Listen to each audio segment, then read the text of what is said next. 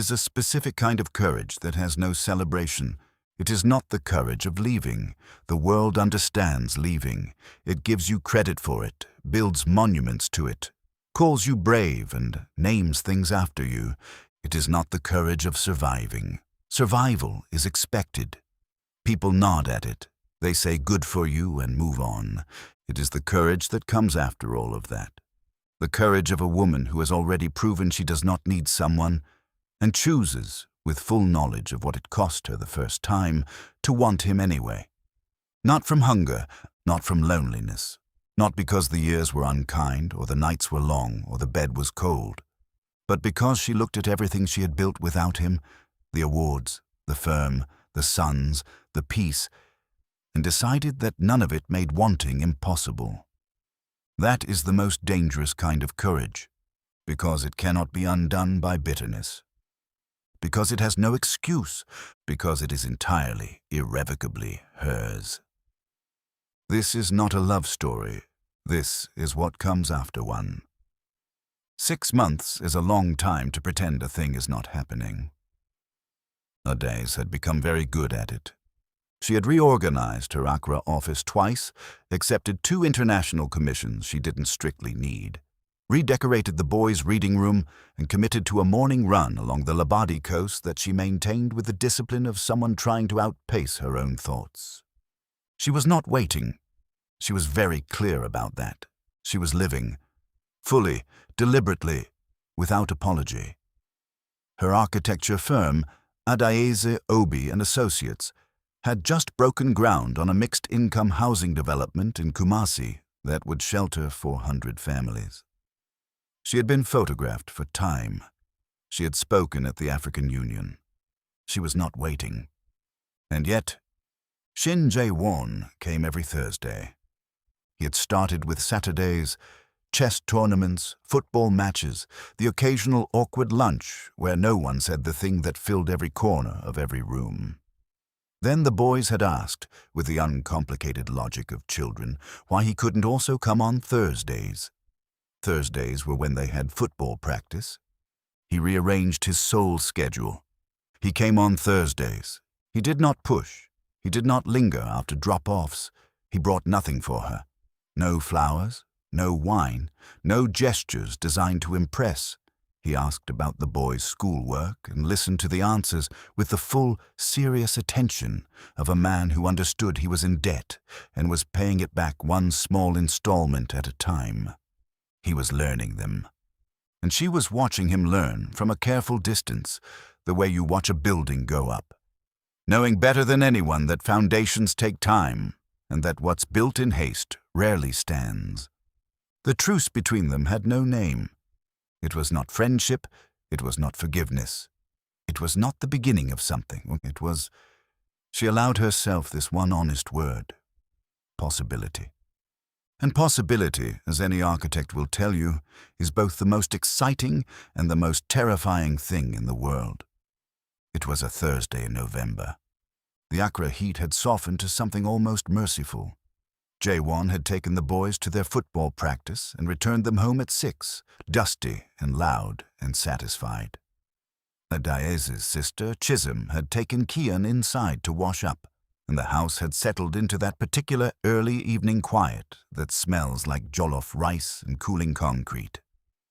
Kwame had not gone inside. He sat on the front step, still in his football boots, watching Jae-won pack their water bottles back into the kit bag.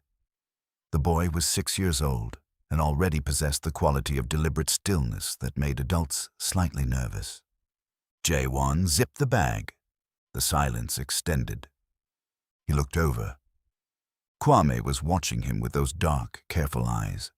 His own eyes, reflected back in a face that also carried his mother's bones, his mother's composure, something of both of them arranged into a person who had not yet been complicated by the world. "Daddy," Kwame said. He had started saying it 3 weeks ago. The first time, Jae-won had needed a full minute before he could respond. He managed it now without visibly breaking. "Yes. Do you love our mother?" Not playfully. Not with the sing-song teasing of a child who has heard the word love in cartoons and songs. He asked the way he asked everything, with his chin slightly forward and his eyes steady, the posture of someone who had already decided to accept whatever answer came. Jae-won set the kit bag down. He sat on the step beside his son. They were roughly the same height this way, which felt appropriate. Some conversations required you to be small. He thought about deflecting. He was a man who had built an empire on the architecture of non-answers. He could have said, "Your mother is a remarkable woman," or "I care very much about your family," the kind of language that sounds like truth and costs nothing. He did not. "Yes," he said. "I have loved your mother since the night I met her. I did not always. He stopped, restarted.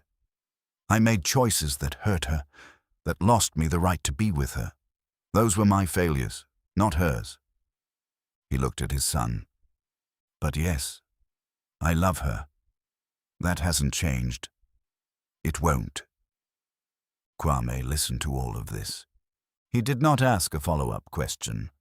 He did not offer comfort.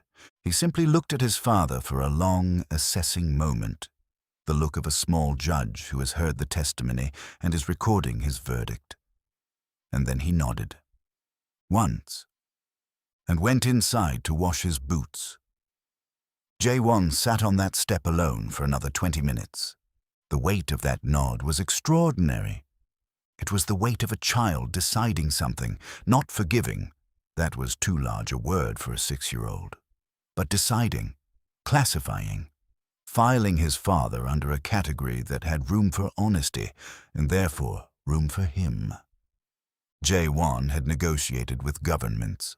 He had restructured corporations that employed thousands.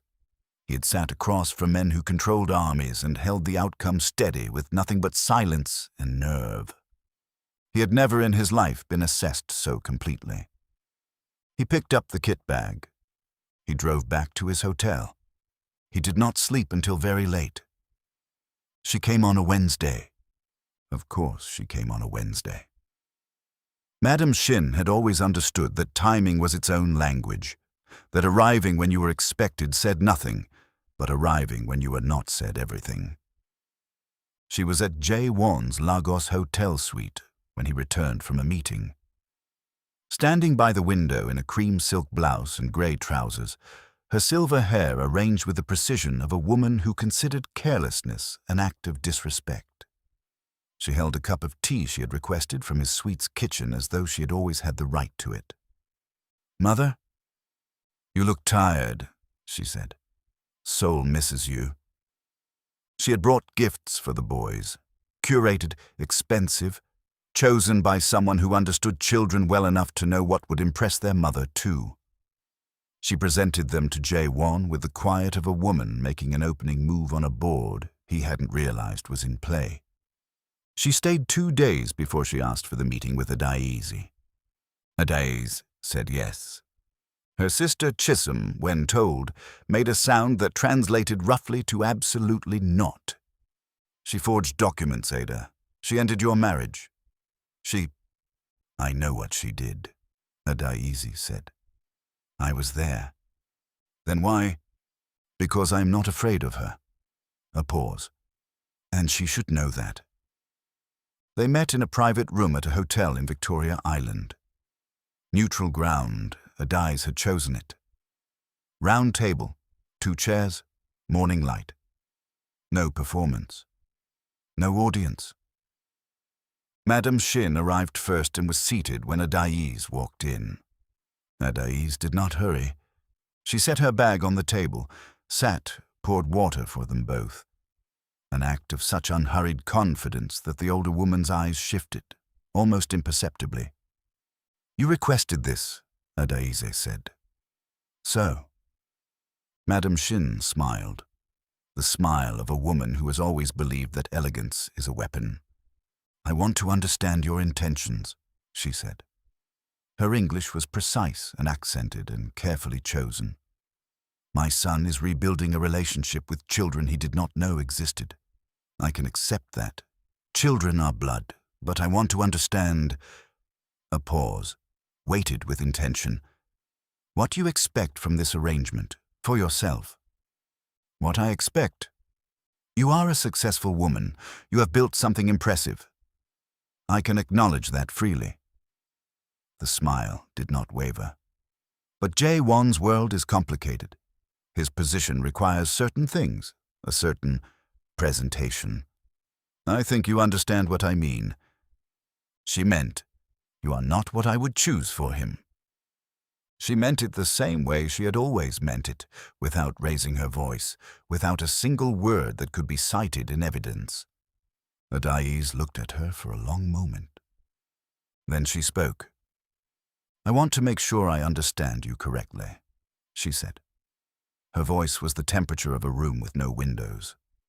You flew from Seoul to Accra to ask a woman you once destroyed, using forged medical documents and a complicit second wife.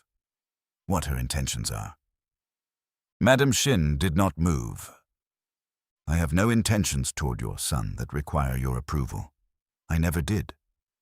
What I have are children, your grandchildren, whether that inconveniences you or not. And I will build whatever I decide to build at the speed I decide to build it, using the criteria I decide to use. She leaned forward slightly. But I want you to hear me clearly on one thing.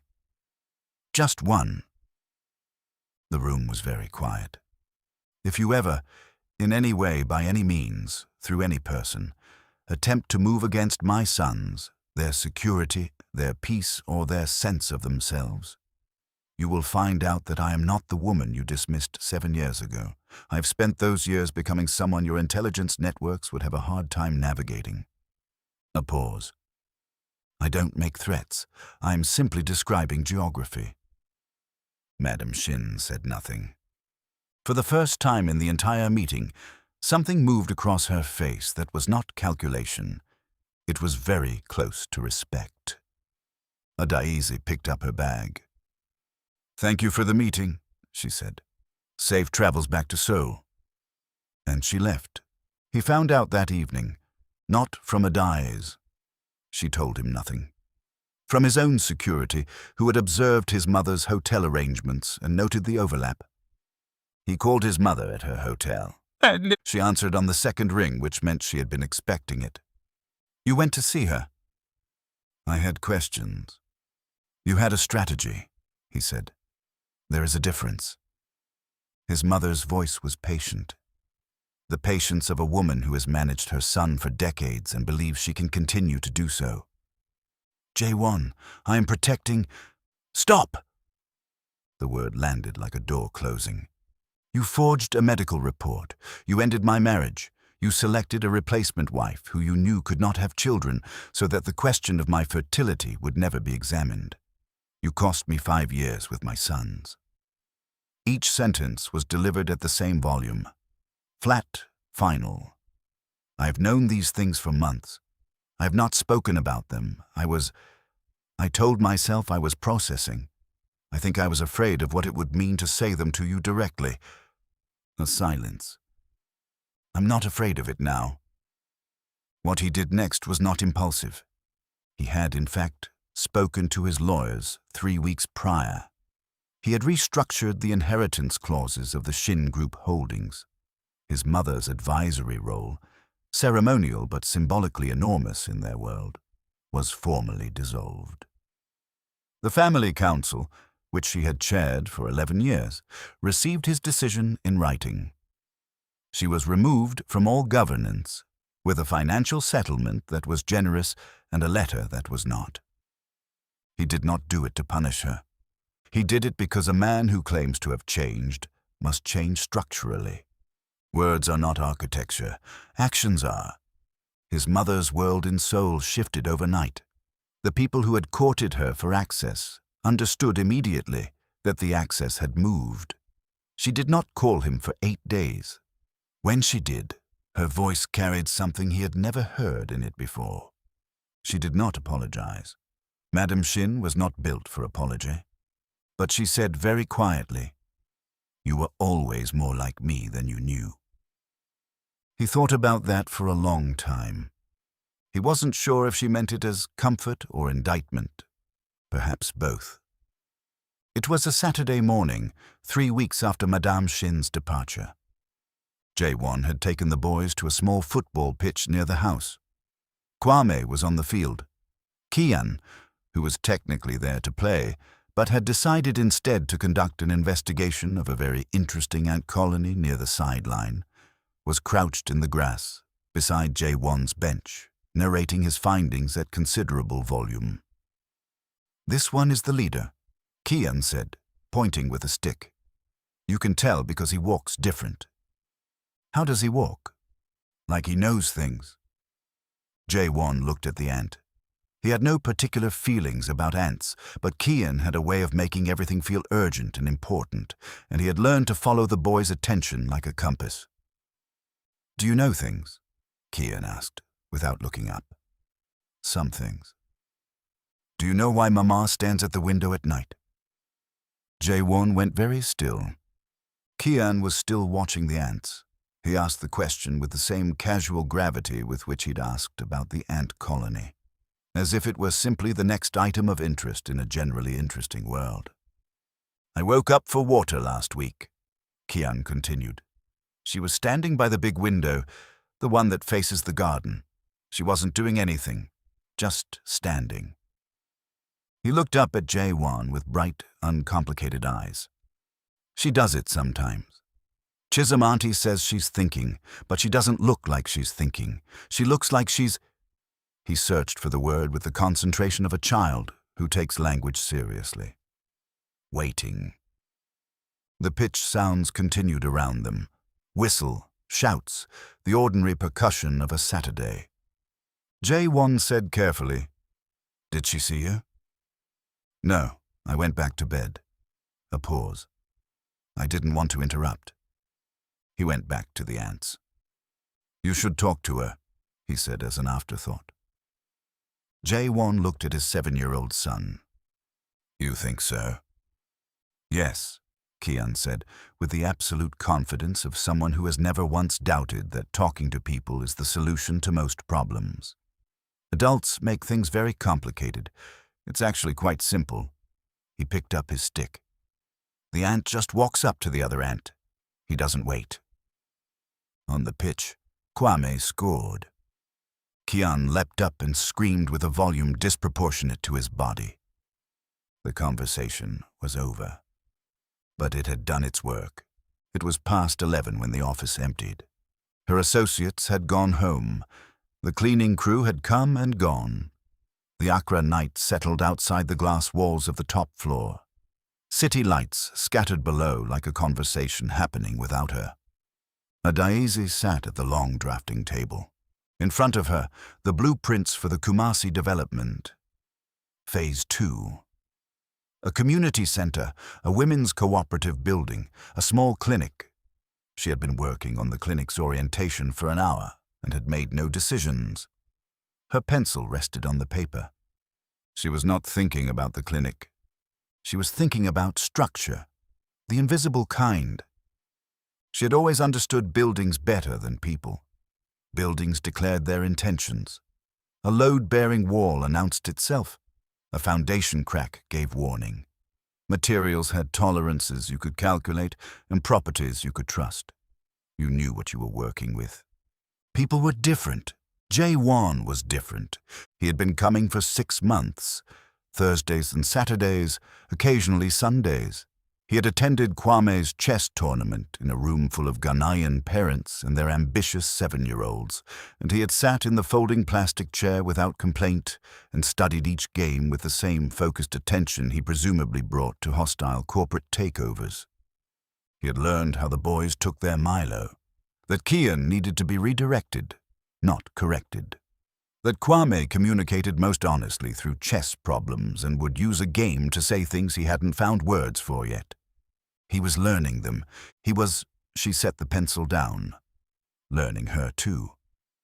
Not intrusively, from a careful lateral distance. The way you study a building not by entering it, but by walking its perimeter, again and again, until you understand its relationship to the light. She turned her chair toward the window. Lagos glittered in the distance. She had designed buildings in that skyline. She had put her work into that city's permanent record. There were families and structures she had made, sleeping safely in forms she had imagined, and she had done all of it without him. She needed to be clear about that. She had not been waiting. But she thought about the door, the one she had left ajar. She had told herself it was practical, that the boys needed access to their father, and an open door was a neutral architectural choice, not an emotional one. She had told herself this with the conviction of a woman who has decided something and does not want to examine it too closely. Standing at the window at night, she knew Kian had seen her. She had heard the small sound of his feet. She had not been thinking about work. She had been thinking about what it would mean to choose, not to take back what was lost. That was gone, and she had made her peace with it. But to build something new on this ground, with this man who had finally, 6 years late at tremendous cost, learned to be still enough to see her. She was not a woman who needed to be chosen. She had learned in the years of building alone that the most dangerous thing a woman can do is organize her life around being chosen. She had refused it. She had built from the inside out, but she was also not a woman who punished herself with pride. She thought about her sons, what they were watching, what they were learning about love by watching her. Whether love was something you walked away from and never returned to, whether wounds required permanent borders, whether choosing yourself and choosing someone could coexist in the same life. She picked up the pencil. She looked at the blueprint. A building without a center was just walls. She knew what she was going to do. She had, if she was honest, known for a while. You've been sitting in this story with Adaeze for a long time now. You know her. You've watched her survive the unsurvivable and build the unbuildable. And now she's standing at a window at night, and you know what she's thinking. So tell me, before this story changes everything, does she let him try? Or is the peace she bled to build too precious to risk on a man who already broke her once? Drop peace or try in the comments. I need to know where you stand. Like this video if you've been holding your breath. Now, let's finish this. He came on a Tuesday. Not a Thursday, not a Saturday, a Tuesday morning, unscheduled, and he texted first, which she had come to understand was his version of knocking. I'd like to show you something. Not about the boys. About you. If you have time. She had a full day. She rearranged an afternoon meeting. He came to her office. He did not bring flowers. She had noted in 6 months that he had never once brought flowers, as if he understood that beauty offered as currency was a kind of insult to a woman who created beauty for a living. He brought a folder. Inside it, architectural surveys, community assessments, a provisional land agreement, a site in Tamale, the northern region of Ghana, chronically underserved by development capital, the kind of place her firm had been trying to reach for 3 years without sufficient funding. I've been in conversation with 3 NGOs and a development bank, he said. The structure is yours to design. The community consultation process would be led by your firm. My investment doesn't come with a board seat or naming rights or any of the things that make donors difficult. He set it on her desk. I'm not doing this to impress you, he said. I want to be clear about that. I'm doing it because I spent 6 months watching what you do and I finally understand it. You don't build for monuments. You build for people who have been told they don't deserve permanence. He paused. I have resources. I have connections. I spent 30 years using them to consolidate power that already had too much. I'd like, if you'll allow it, to use some of them the way you use yours. She looked at the folder, the survey maps, the land agreement. She looked at him. He was standing very straight in the way of a man who has rehearsed composure but is not, underneath it, particularly composed. I'm not asking you to take me back, he said. I want to say that clearly. I'm not standing here with a gift and an expectation attached. I'm standing here because—" He stopped. Started again. "Because I understand now what you do, and why it matters. And I'm sorry it took me this long to learn how to see you." The office was very quiet. Outside, Accra going about its Tuesday. Horns, generators, the sound of a city that does not pause for personal reckoning. Adaeze looked at the folder for a long time. Then she closed it carefully and set it to the side. "Thank you," she said. He nodded. "I'll look at it properly," she said. "The Tamale site. I'll review the surveys and come back to you." A pause. "Not today," she said. "But soon." He understood. He picked up his jacket. At the door, he stopped. He did not turn around. "Adaeze." "Yes. Whatever you decide." His voice was very careful. "It won't change Thursday." He meant, "I will keep coming for them regardless." He meant, "This is not a negotiation." He meant, "I have finally learned the difference between love as leverage and love as something else entirely." The door closed behind him. She sat at her desk for a very long time. Chisholm arrived at 8 with pepper soup and opinions, which was her custom. She set the pot on Adaeze's kitchen counter and turned around and looked at her sister, who was sitting at the kitchen table with her hands flat on the wood and an expression Chisholm had not seen on her face in years, and said without preamble, "What happened?" Not a question. Adaeze looked up, and then, without warning, without planning, without the careful preparation she brought to every other declaration in her life, she felt her eyes fill. Chisholm sat down immediately. "Ada, I'm fine," Adaeze said. The tears came anyway. "Not many. Just enough. I'm completely fine." "You're not fine." "He came today. He put together a development proposal for Tamale, for the firm, and he said—" She stopped, pressed her fingers to her eyes for a moment. "He said he finally learned how to see me."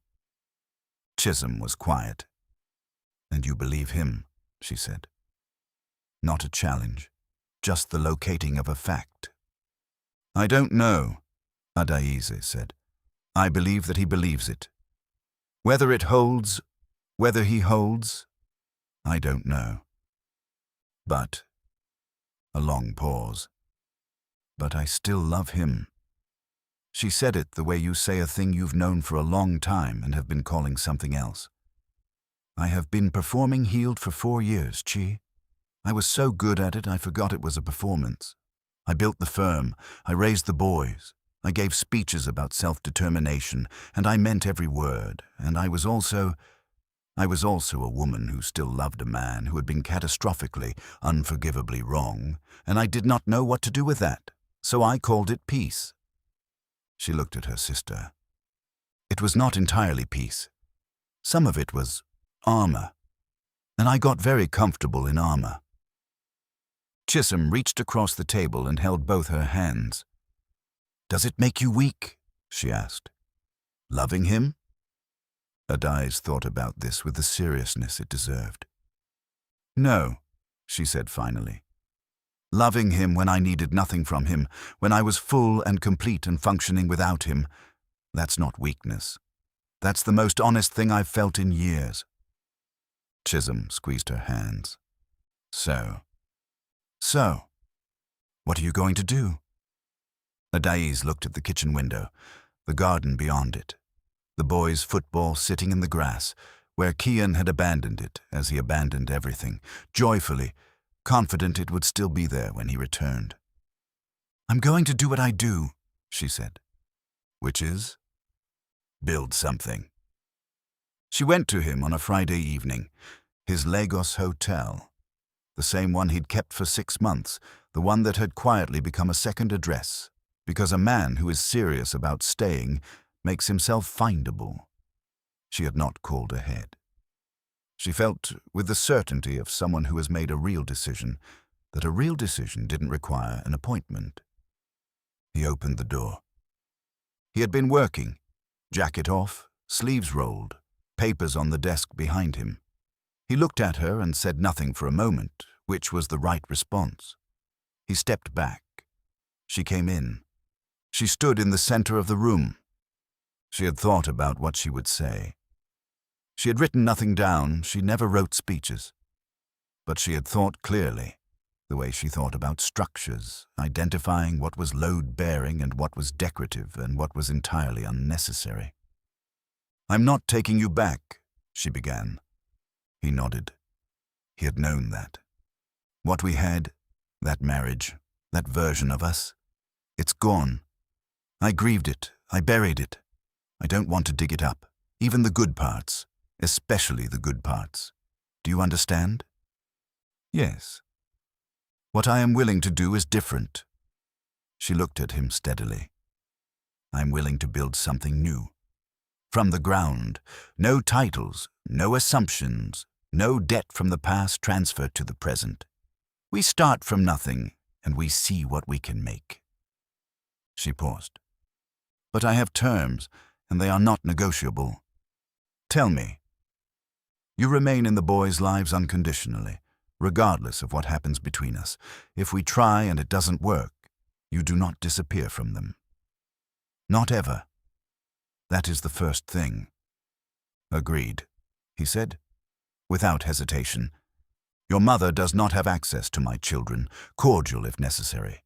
Access? No, not until I decide otherwise, and I may never decide otherwise.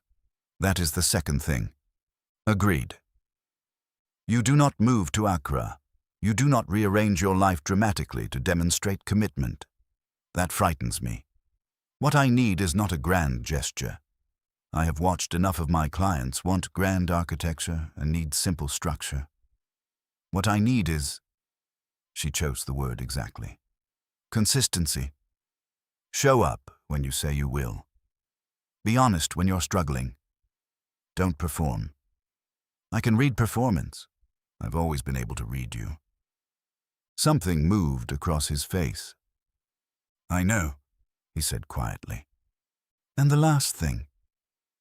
She let it sit for a moment. If at any point I feel, in my body, in my gut, the way I feel a bad foundation before the reports confirm it, that this is not what I said it could be, I will stop, without explanation, and you will accept that. He looked at her. A man who had built an empire on non-surrender. A man who had never in his life accepted conditions he didn't control. Yes, he said. And the way he said it, not resigned, not diminished, but relieved, told her something she hadn't expected. That he had been waiting not for her to forgive him, for her to trust him with her terms. She stood in the center of the room. Something had been decided. Not fixed, not restored. Decided, which is always harder and always matters more.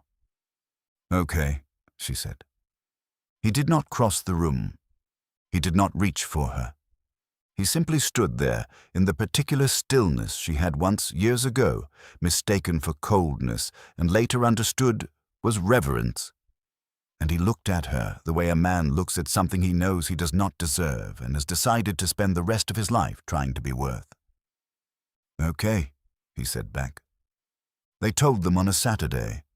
Adaeze had thought carefully about where. Not a restaurant, too public, too formal. Not the living room, too weighted with ordinary life. The garden, the boys' natural domain. Neutral, open, held by afternoon light. Kwame and Kian sat on the low wall by the mango tree. They had been told there was something to talk about and had arrived with the different energies they brought to everything. Kwame settled and watchful, Kian vibrating slightly, one foot swinging. Adaeze and Jae-won sat in the garden chairs facing them. It occurred to her, briefly, that this was the first time they had sat on the same side of anything. She spoke first. She told them in clear and honest language that their father would be more present. Not just Thursdays and Saturdays, but a real, regular part of their lives. That she and their father were not getting back together. That they were building something new and that something new didn't have a name yet, and that was allowed. "We are not a broken family," she said. "We are a family that is figuring out its shape." Families do that. Kwame was quiet for a moment. Then, "Will you argue?" "Probably," Adaeze said. "We'll try to do it in a way that doesn't involve you." "What if it doesn't work?" Jae-won answered this one. "Then I will still be here," he said. "For you. That part is not connected to anything else. That part is permanent." Kwame considered this. Nodded. Filed it. Kian had been unusually quiet through all of this, which was how Adaeze knew he had something extraordinary building inside him. She recognized the pressure. "Kian," she said, "do you have questions?" He looked between them. His face was very serious. Then, "Does this mean he'll be here for my birthday?" "Yes," Jae-won said. "My birthday is in March. I want a cake with a football on it. Not a flat drawing of a football, an actual 3D football shape. Mama's baker said it was complicated, but I think she was just not trying hard enough." Adaeze put her hand over her mouth. Jae-won made a sound she had not heard from him before. He laughed, fully, genuinely, without managing it. The laugh of a man surprised by joy in the middle of a serious moment. It was not polished. It was not imperial. It was just human.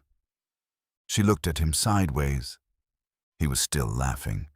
And she felt, in the specific unguarded second before she could compose herself, the corners of her own mouth do something irrevocable.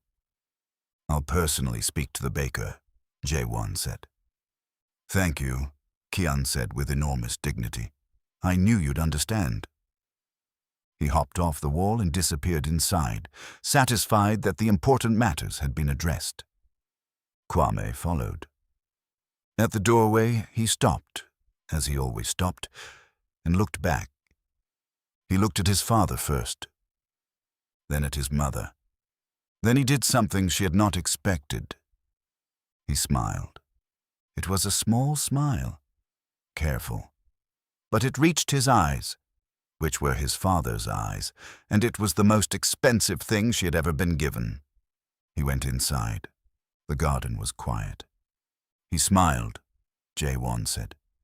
"He doesn't do that easily," she said. "I know." They sat with it, the way you sit with something you've been working toward for so long that its arrival requires a moment of just breathing. 1 year later. It is a Sunday morning in Accra. The mango tree in the garden is heavy with fruit. Kian discovered this 40 minutes ago and has been providing updates of increasing urgency to anyone who will listen.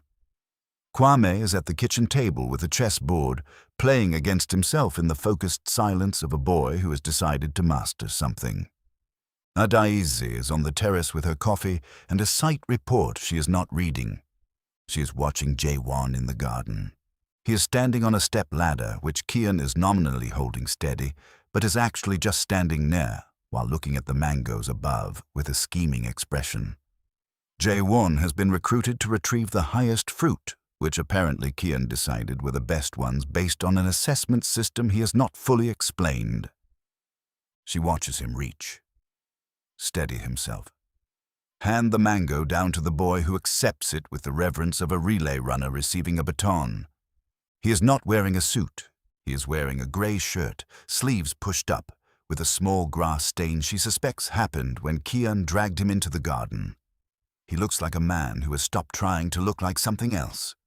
He looks, she thinks, like someone who has finally come home. Not to her, to himself. Which is the only way anyone can ever truly come home to anyone. She takes a sip of her coffee. In the kitchen, Kwame says something to himself over the chessboard. He moves a piece, considers it, takes it back, considers again. Jae-won climbs down from the step ladder. He sees her watching from the terrace. He does not wave. He does not perform. He simply looks back at her with those careful, steady eyes. His son's eyes, his own eyes, the same eyes that found her across a room in Lagos a year ago and understood, too late and then just in time, what they had looked away from. She nods. He nods. That is enough. That is, and she allows herself this, quietly, completely, without needing to name it. Everything. This is not a love story. This is what love becomes when it survives itself. When it is stripped of romance and grand gestures and the consoling myth of destiny, and what remains, what insists on remaining, is simply two people who see each other, who have chosen, with full knowledge of the cost, to keep looking. It is not a fairy tale. It is something harder and more lasting than that. It is a foundation, and on foundations, if you choose your materials wisely and you take the time and you do not rush what needs to be built slowly, you can build anything.